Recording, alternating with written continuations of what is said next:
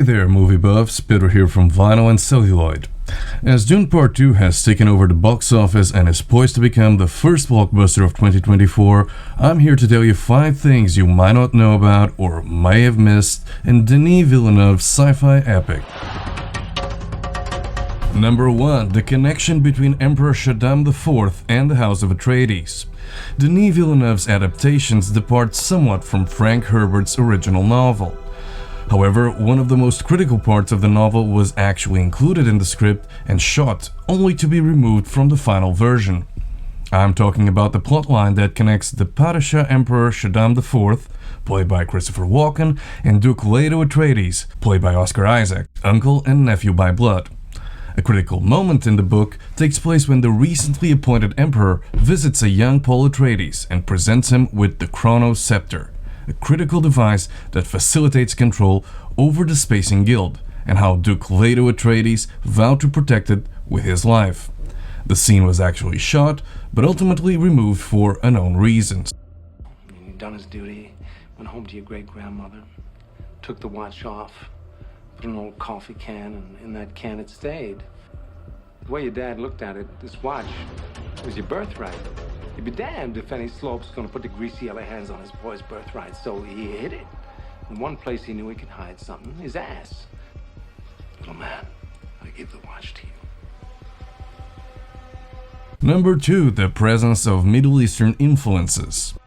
Frank Herbert's novel, published in 1965, was deeply influenced by the cultures of the Middle East, North Africa, and Islam. Some would even go as far as to say that it was written as an analysis or critique of imperialism in the aftermath of the Algerian War of Independence.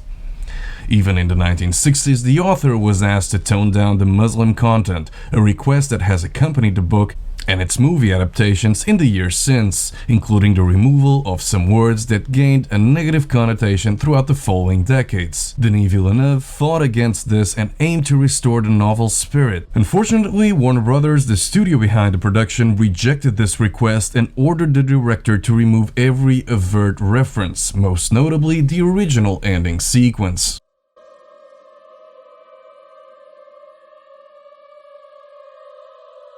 Number 3. Sandworms. Considering the dense source material, not even a 2-part movie could cover the 500-page novel. Sacrifices were made, including the scene where Lady Jessica arranges a dinner party to introduce the Atreides to the local power brokers, the Spacing Guild, the High Council, the Imperium, the CHOAM Company, and the Landsraad. When talking to a friend of mine who had just watched the second movie, he mentioned his concern around plot holes, namely how the Fremen seem to exert control over the sandworms. We are shown Paul Atreides mastering the taming of a sandworm and several Fremen using the creatures to head down south of Arrakis. But considering the sheer brute force of the desert natives, how can they possibly be controlled? What happens when the Fremen want to get off? Denis Villeneuve offered an answer, but it was ultimately cut from the theatrical version for unknown reasons. Run, Val, run!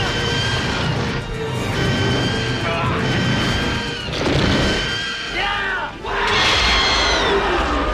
Can you fly, you sucker? Can you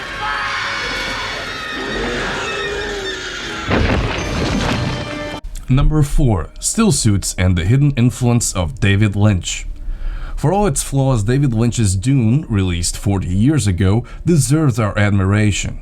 An ambitious take on the novel, Lynch's movie tried hard to balance the director's own personal visual style and flair and the key elements present in the novel.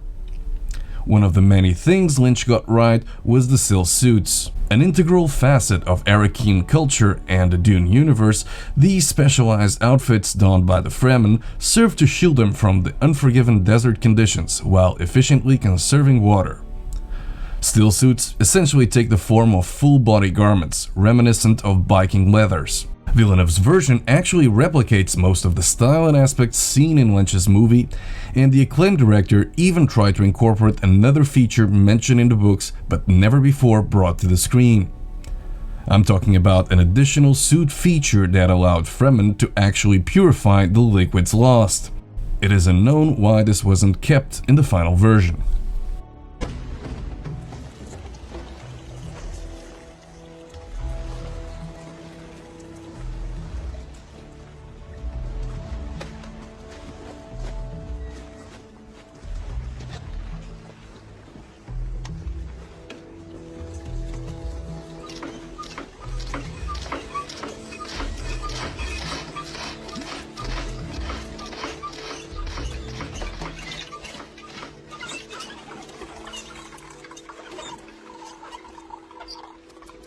Number 5. Hans Zimmer Score. Hans Zimmer's score for Dune is a sonic masterpiece that weaves a tapestry of emotions, perfectly complementing the epic scale and rich narrative of the film. Zimmer, known for his mastery in creating evocative and immersive musical experiences, brings the desolate beauty and grandeur of Arrakis to life through a captivating blend of orchestral and electronic elements. The score opens with haunting melodies that echo the vastness of the desert, using ethereal vocals and distant echoes to convey the mystique of the Dune universe. Zimmer employs a diverse array of instruments, including traditional Middle Eastern sounds, creating a cultural resonance that mirrors the influences found in Frank Herbert's source material. However, despite all this beautiful speech, there's an external influence that was hidden in plain sight, and you may have not noticed. Telling you that our hit and run is now a murder. The one that got away. Once again, thanks for watching, and don't forget to like, subscribe and share all this newfound knowledge.